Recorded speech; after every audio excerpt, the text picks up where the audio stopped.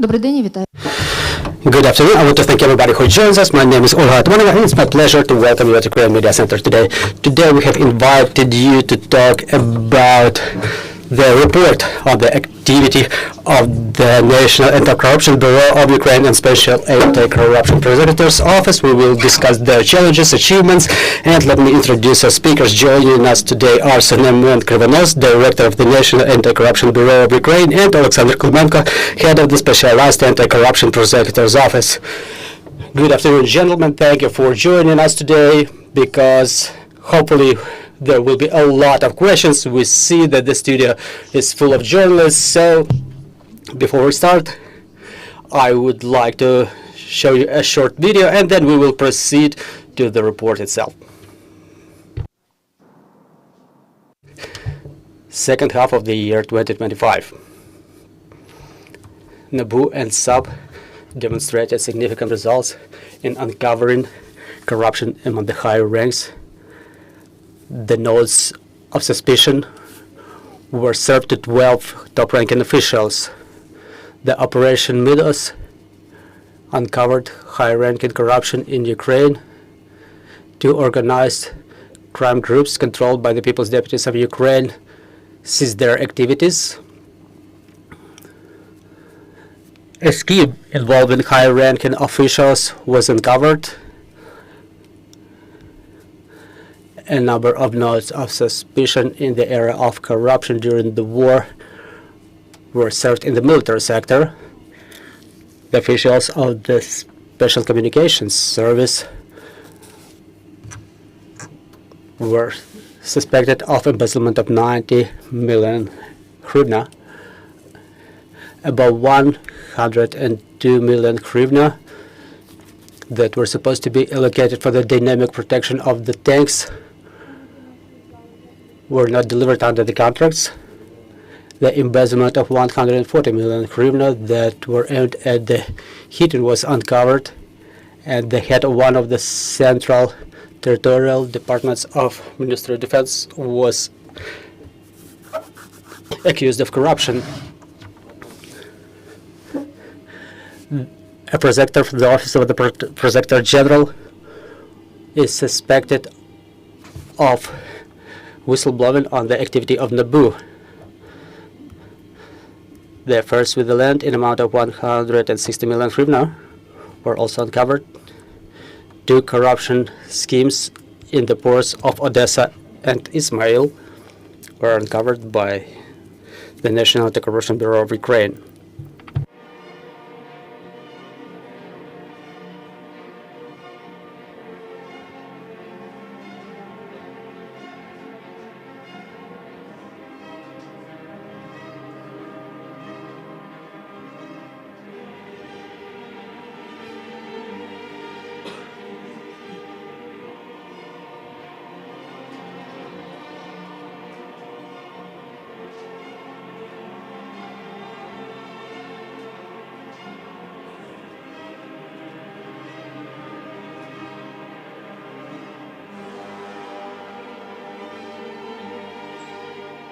(126 convicted, 50 convictions, 70 convicted for corruption in the second half of the year 2025. Economic effect of the activities of NABU and SAPO amounts to 4.9 billion hryvnia. Thanks to NABU and SAPO, 762 million of hryvnia were compensated to the state. 216 million hryvnia were allocated for the support of the armed forces of Ukraine. 3.24 billion hryvnia were saved during the procurement of UAVs. More than 96 million hryvnia were confiscated in favor of the state. 672 million hryvnia are the amount of the fines, plus 632 pledged as collateral. So more than 360 new cases. Let's discuss in deeper detail what was the second half of the year 2025. Mr. Semen, the floor is yours. Thank you. To me, it's an honor to present this report, the report for the second half of the year 2025. You've seen a lot, you've heard a lot. Many of you were describing these events, these operations. I would like to thank the input of the team of NABU and SAPO. Those are the people who, despite the pressure, despite all of the obstacles, continue doing their job, uncovering high-ranking corruption, working for the state of Ukraine and for the Ukrainian people. And in this regard, based on the results of the second half of the year 2025, I have a number of conclusions. NABU and SAPO are the institutions that are capable of uncovering high-ranking corruption, satisfying the demand for their work to hold the most high-ranking officials accountable and to demonstrate that no one is untouchable. And another conclusion is that the owner of our mandate is the people of Ukraine who defend our independence. In July 2025, Ukrainian society, which is which deserves for the corruption to be fought against. They deserve a better country, and the support of the Ukrainian society, this protection of the by the Ukrainian society, helps us stay aside from the political process, preserve our independence, and continue working. The third conclusion is Ukraine needs, and analyzing all of those events, Ukraine needs systemic reforms to reinforce the independence of institutions, independence against political influences, state companies, law enforcement agencies. We need profound systemic reforms to make sure that those institutions are being headed by really independent leaders who would work independently, independent prosecutors, independent investigators in the state companies. We need independent supervisory boards which are capable to implement anti-corruption policies and to seize any corruption practices. Well, today we report for the second half of the year 2025, but 2025 was generally successful for the National Anti-Corruption Bureau of Ukraine and Special Anti-Corruption Prosecutor's Office. We want to thank independent media. You were by our side. Sometimes you were criticizing us. Sometimes you were our best defenders, shoulder to shoulder with the Ukrainian society, independent organizations, non-government organizations. We keep hearing the suggestions, we keep hearing to your demands. We are in ongoing dialogue. We want to thank the people of Ukraine, the independent media, and everyone who wants the anti-corruption infrastructure to work properly and the fight against corruption continues. Thank you, Mr. Oleksandr. Good afternoon. I want to thank, first of all, for the attention to our activity, to the results of our work. I also want to thank the teams of NABU and SAPO who were working during this difficult period. They were doing what needed to be done. The year 2025 really became the year of challenges. We were tested. We were tried to be broken. Well, they continue to try to break us, but anti-corruption infrastructure holds on and demonstrates pretty decent results. We continue adhering to the principles that there are no untouchables. Everybody, despite their status, influence, and rank, are equal in front of the law. If they commit corruption crimes, we will continue adhering to our principles. They should be held accountable. So we were building institutions, specifically in SAPO. There was a number of bids. We've got new prosecutors. We've approved the strategy of the development of Special Anti-Corruption Prosecutor's Office for the year 26, which was developed in coordination with the European Union. So it was a difficult year. It was a difficult half a year. Well, generally, it was a difficult year, but still, we will continue working in this sector. Specifically, we were working on the development of the Institute of Civil Confiscation. We got 45 claims in the amount of 226 million hryvnia. It's 5 times as much as 5 years before, all taken together. So this is quite a prospective institute, and we will develop it in future. I also want to thank the indifferent Ukrainians who were standing for our independence, and independent media who are our allies, our critics, and very frequently help us in investigation and uncovering corruption in Ukraine. Thank you, Mr. Oleksandr. Year 2025 was a year of important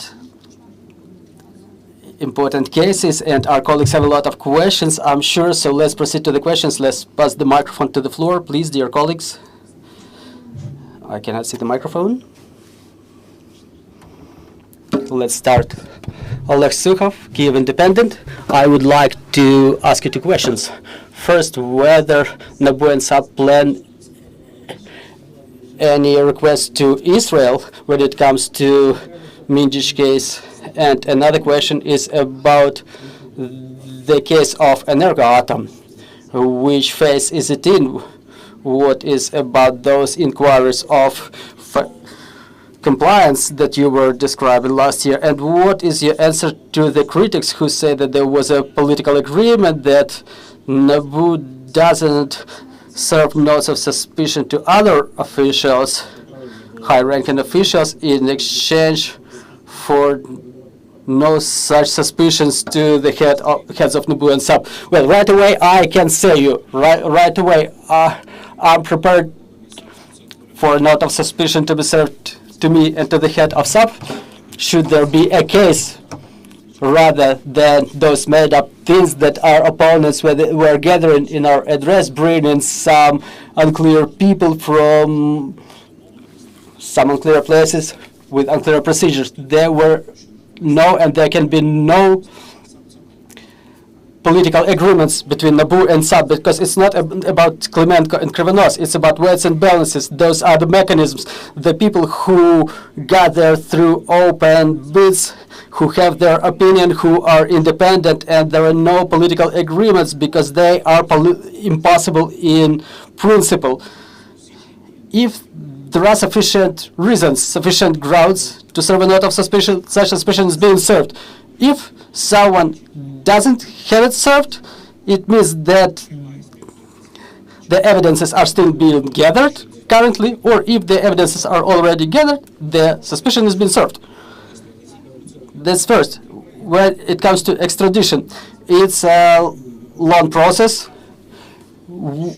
When we fulfill all of the obligations related to the extradition inquiry, they will be sent, and we will work with Israel and other countries for extradition of the people mentioned in the criminal case. And when it comes to this criminal case, now we work actively with more than 10 different jurisdictions, including countries of the European Union, to receive information about informational transactions, property, and accounts. And Mr. Oleksandr was mentioning it in his interview that in this case we expect, I'm not announcing anything, but we expect to see new details that we will communicate to the Ukrainian society. We're just trying to communicate them carefully at this current phase because it's related to certain things related to the gathering of evidences, relevant examinations, responses from foreign jurisdictions, and our communication with international partners. But it's definitely not a period in this case. The investigation is ongoing, and there will be more details that we are going to disclose when it will be processually possible. Talking about the compliance, well, the compliance, financial monitoring has improved after the disclosure of information about this situation. A lot of funds were blocked that were going to be pledged as collateral for one of the suspects. The compliance blocked this amount of funds because they've seen that those funds may some illegal source, and one of the suspects is currently on the guard. The collateral is not pledged for him. The bail is not pledged for him. Now, all information is being processed by detectives and investigators under the case, under the Article 209 of the Criminal Code of Ukraine. And let me add a little bit. The cooperation may be way better because it's their, it's what they do, money laundering. They track it, they can use their tools, they can block all of the funds in the foreign accounts. They can be engaged more actively, which I am currently not seeing. Talking about other cases that we were investigating, it was one of the most efficient tools that helped us to block the funds in the foreign accounts beforehand that were reported to us about, for example, foreign citizenship. We don't use this tool of the investigation in its full potential, not because we're unwilling to do so, but because the compliance may work more actively in this specific case. Well, I can add that as soon we get the response, the frequency of the response under this case is bigger. But if you ask me whether we get the full information, it's only known to that compliance official who was sending such inquiries, whether they were providing the full information to us, for example. The communication has improved since the beginning of that phase when we started talking publicly. But I agree with Mr. Oleksandr that such cooperation can be better. Another question, radio freedom in those audios that were disclosed by NABU and SAPO.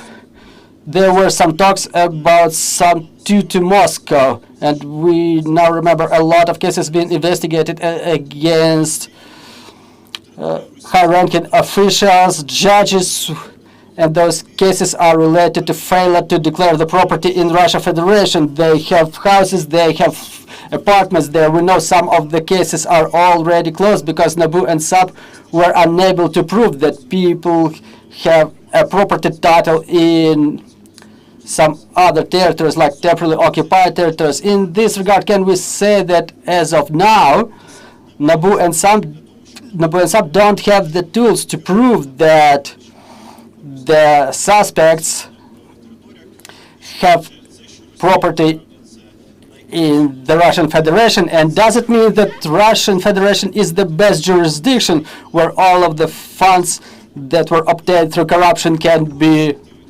channeled to buy property there, if Ukrainian law enforcement agencies are unable to prove that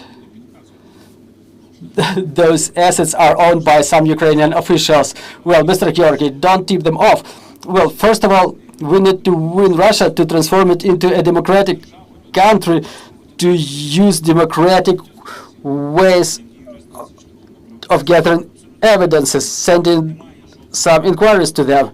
You're absolutely right. There is no legal instrument to get any response from Russia about the date of acquisition, about the cost of the property.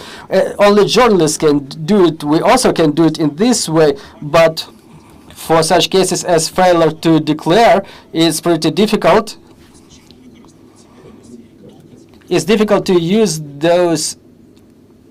that information as evidences in our criminal cases. Before the full-scale invasion, some officials, we knew that they had some property, assets, and accounts in Russian Federation, and they were not providing such information about the number of accounts, about the amounts in those accounts, and in the same way we were unable to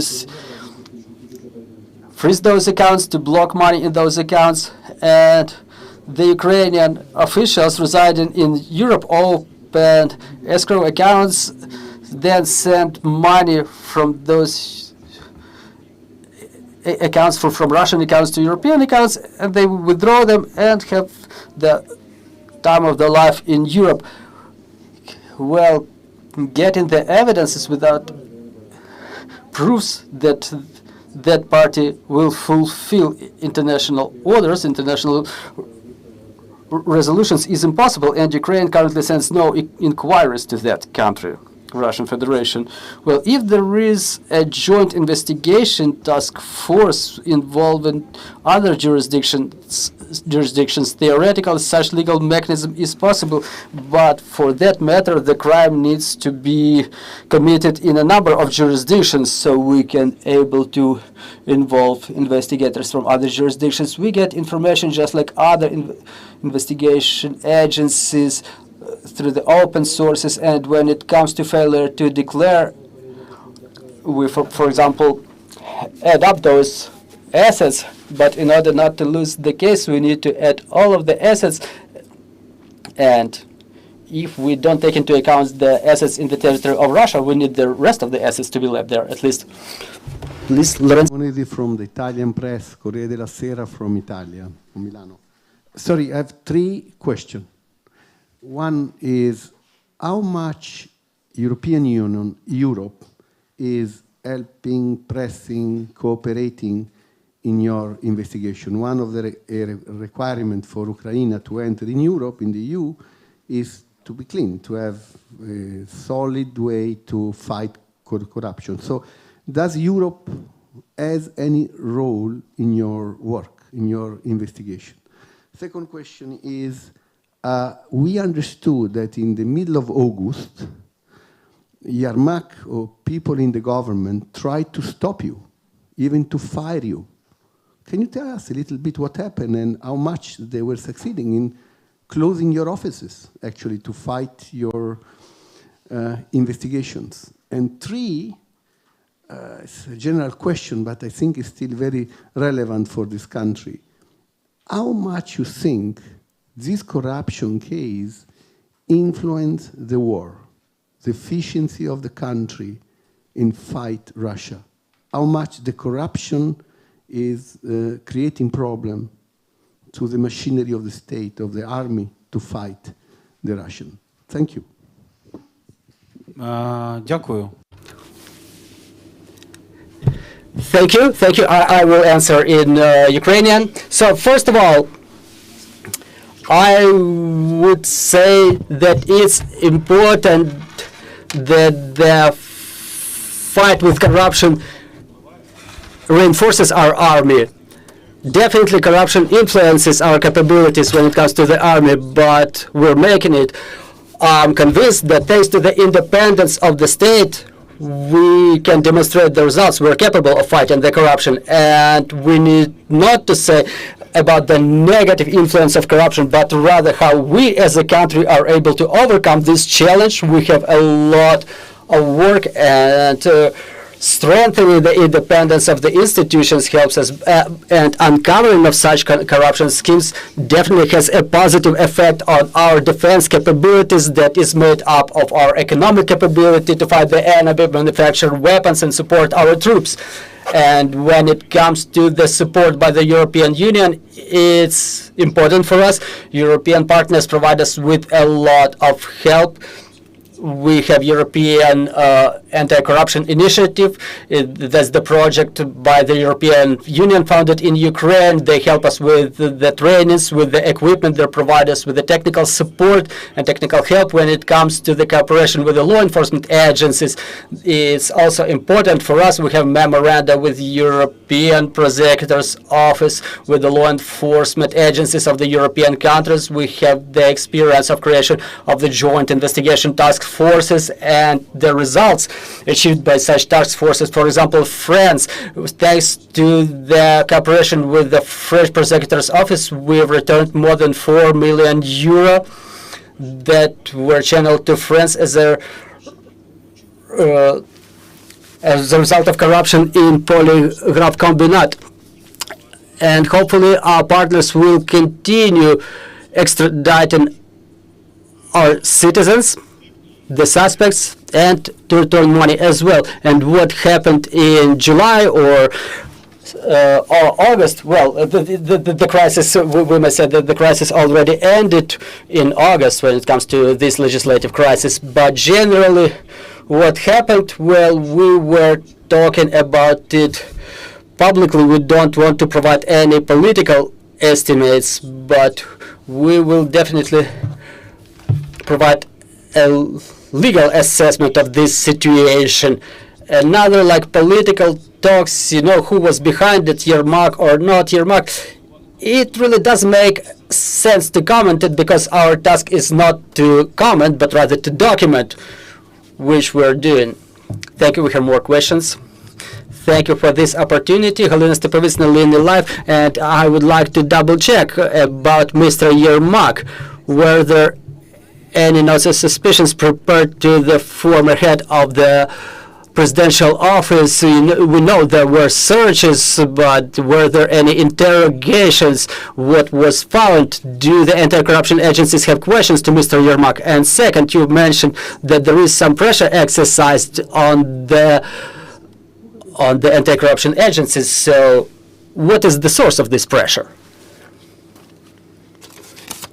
Well, when we prepare some documents, they are then being implemented. We never announce any suspicions because it's illegal. It violates the presumption of innocence. So what answer do you expect from us, that the note of suspicion will be served on this date? No, we won't violate the law. Law is the same for everybody. So talking about the pressure, it's a systemic problem. The subjects that we investigate are top-ranking officials, the decision makers who make decisions where the country would move, how the anti-corruption policy would evolve, what resources are we going to have access to, and we keep talking about it, about the investigations that are ongoing, about the detectives that are not over, the people are still under suspicion, under some prevention measures. So the investigation is ongoing. It's a systemic problem that will be with us for a long time. This is what we're talking about. Right now, I can say that we've documented a head of a unit involved in investigation of corruption in the Ministry of Defense. Like a week ago, she was installing some electric equipment, and the representatives of one of the law enforcement agencies, we studied the situation. They've installed equipment without any court resolution. What were they going to hear at home of this head of the unit? But they've committed a crime. I want them to hear it now, that we know that they committed that crime twice without them having any relation to her.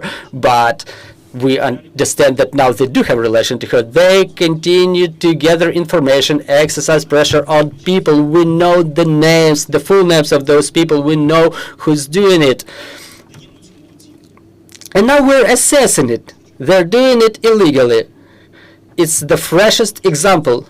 They've involved some construction worker who was installing the electric equipment. I mean, it's an ugly way of gathering evidences of no one knows what from the private life, violating the secret of private life. And second, as Mr. Oleksandr has mentioned, some people have suspicions.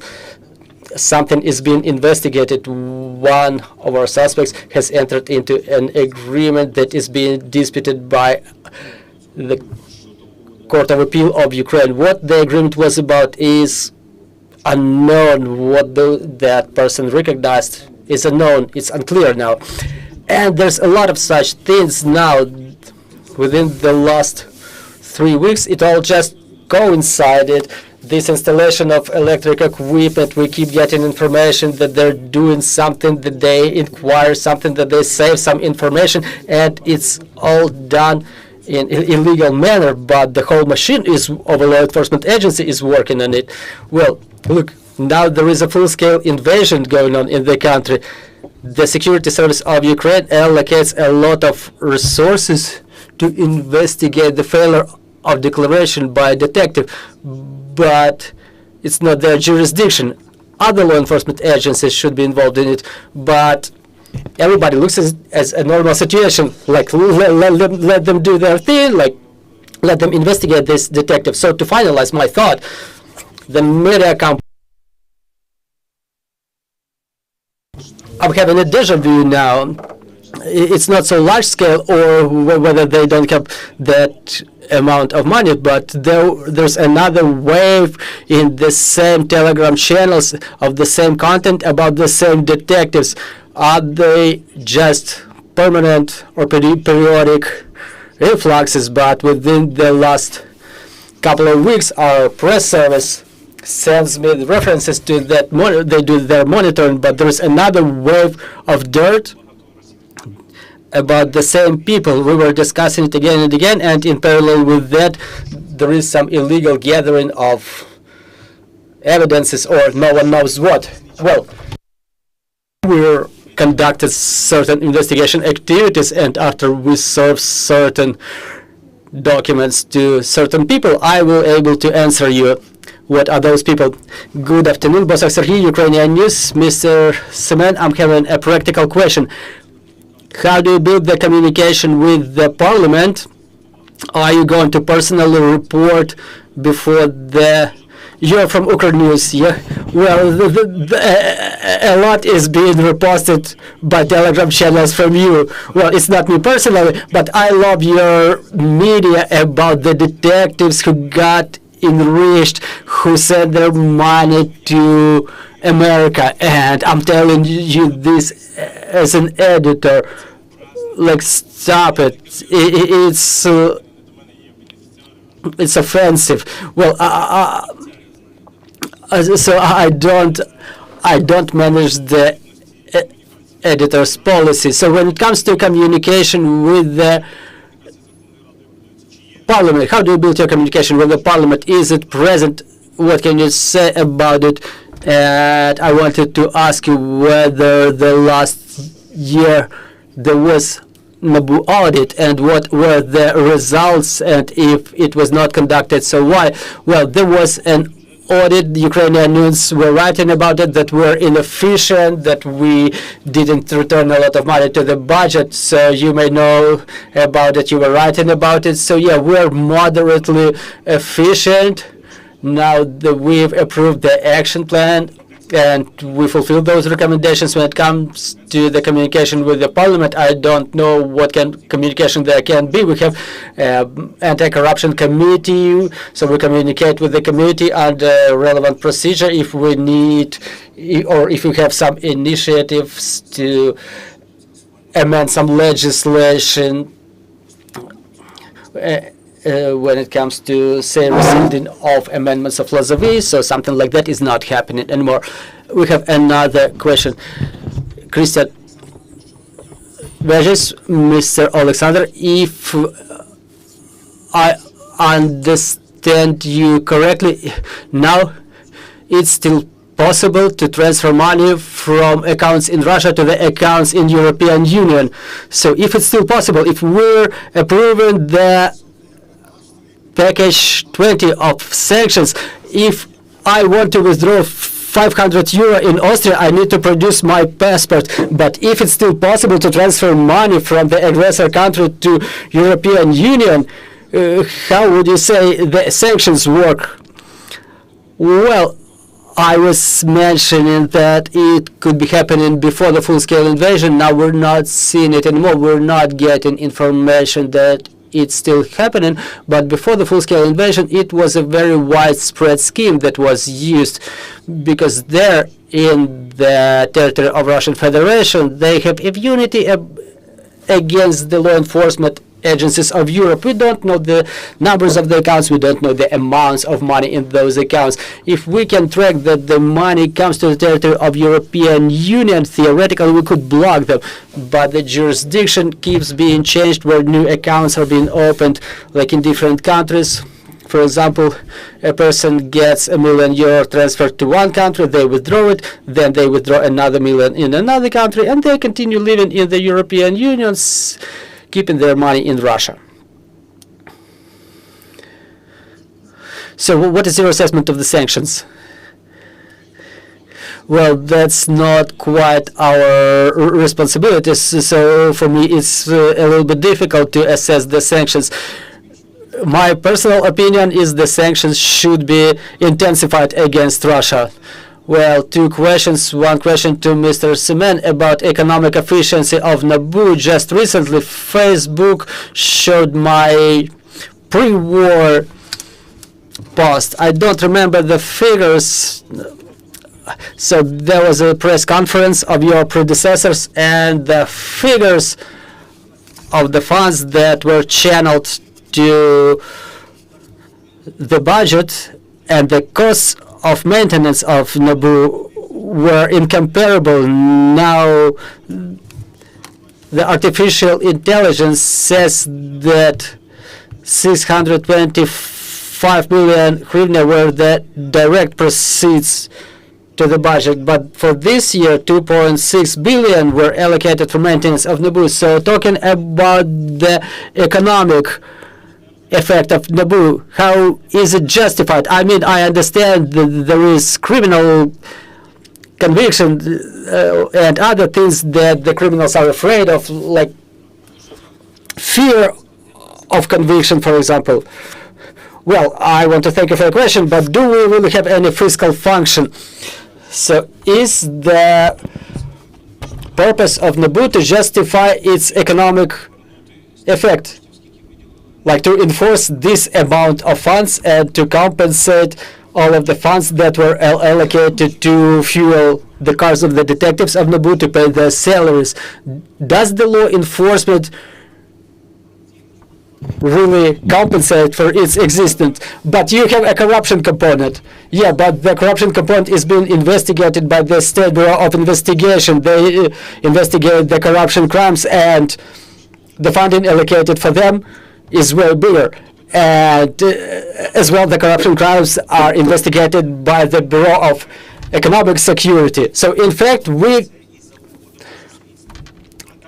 bring back a lot of funds. And there is some part of the statistics out of context when the funds are being compensated upon the court resolution, but we don't take into account other indicators, for example, like compensation and how to evaluate the economic effect of prevention. For example, the uncovering of the Midas scheme will prevent the involvement of such schemes in future. Only through the compensation of funds. It's not our function to repay back to the budget of Ukraine or to enforce the funds from the suspects.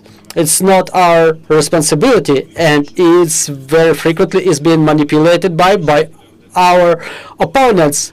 Like they returned only 600 million hryvnia, meanwhile 2.6 billion were spent for them. Again, it's a distorted figure. But how much was spent for national police or SSU or other state authorities? Should we all measure them through economic effect? Well, what I can advise to you, there is a report posted in the website of the Office of the Prosecutor General, report about the activities of the law enforcement agencies.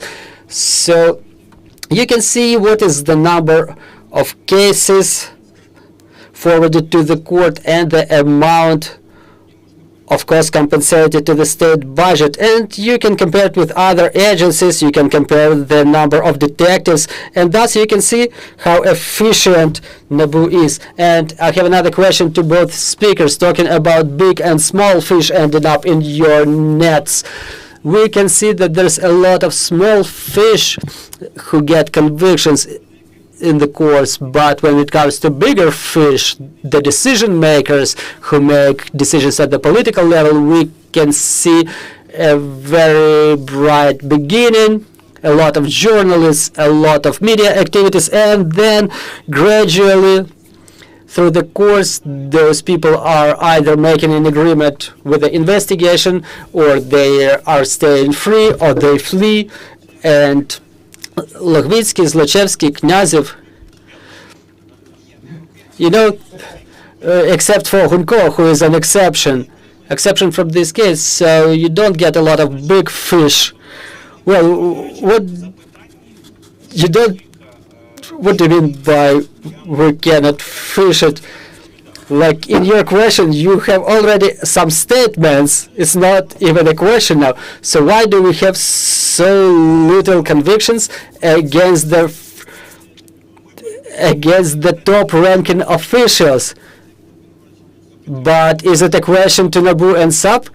Yeah, we gather the evidences, we do the investigation, and then we forward the case to the court. Talking about those small fish, maybe you're talking about the agreements with the investigation by the small fish who uncover the organizers of the crimes. Maybe you're talking about this type of agreements because you have a bias in your question. First bias is that we're not working with a big fish and we have very little number of convictions. We really have a lot of suspicions to high-ranking officials, head of the Supreme Court, former Prime Minister, deputy ministers, the Minister of Agrarian Policy. I'm not even counting all of the deputies. It's going to take a lot of time. The heads of the criminal organizations. So you have to ask those questions from the Higher Anti-Corruption Court of Ukraine. It's not like we don't represent the prosecution side, because should some prosecutors do so, they would be brought to accountability. But Ukrainian society has to know NABU has to uncover the crime, serve a note of suspicion, to finalize the investigation with the prosecutor's office, disclose the materials, then to send the court to the case, and then prosecutors support the prosecution. But it's not NABU detectives or sub-prosecutors who come up with the convictions. In such case, you could have questions to the detectives of NABU and prosecutors of sub. Well, you're not asking why are there no convictions, or rather than positive resolutions, but it's a question to the court system. And then, at another press conference, if there is no sufficient amount of evidences, the court would acquit the suspects. So it's a question to the court procedure, to the courts, because there is an opportunity to abuse the rights. There is such a term as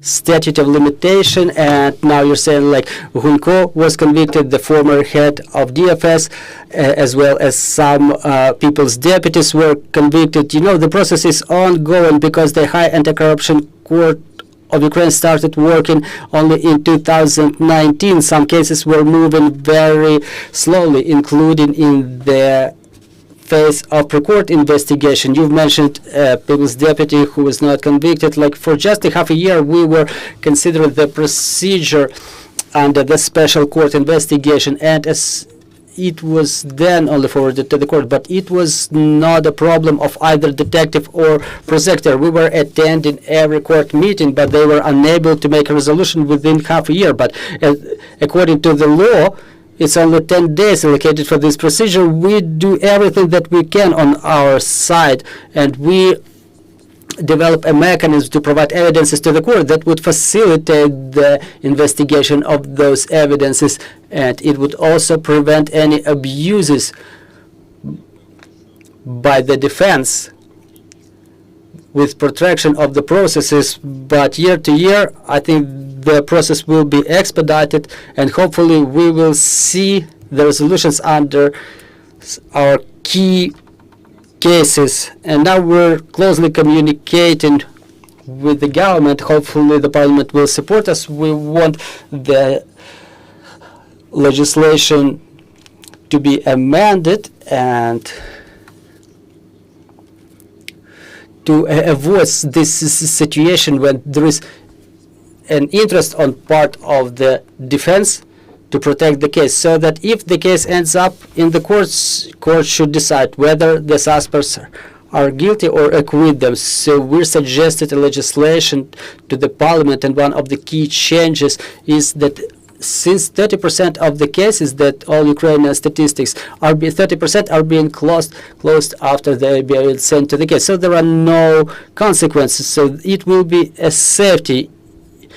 If a prosecutor sends a case to the court, there are only two ways out, either guilty or acquitted. And by the way, the case of the golden tangerine was forwarded to the court, and I'm sure prosecutor's office will ensure proper presence in prosecution. Well, unfortunately, our time is running out. I would like to thank you for the openness to communication. I want to thank all of those who attended us, and we want to thank the security and defense forces, thanks to whom we can continue discussing such important topics. Glory to Ukraine, glory to the heroes.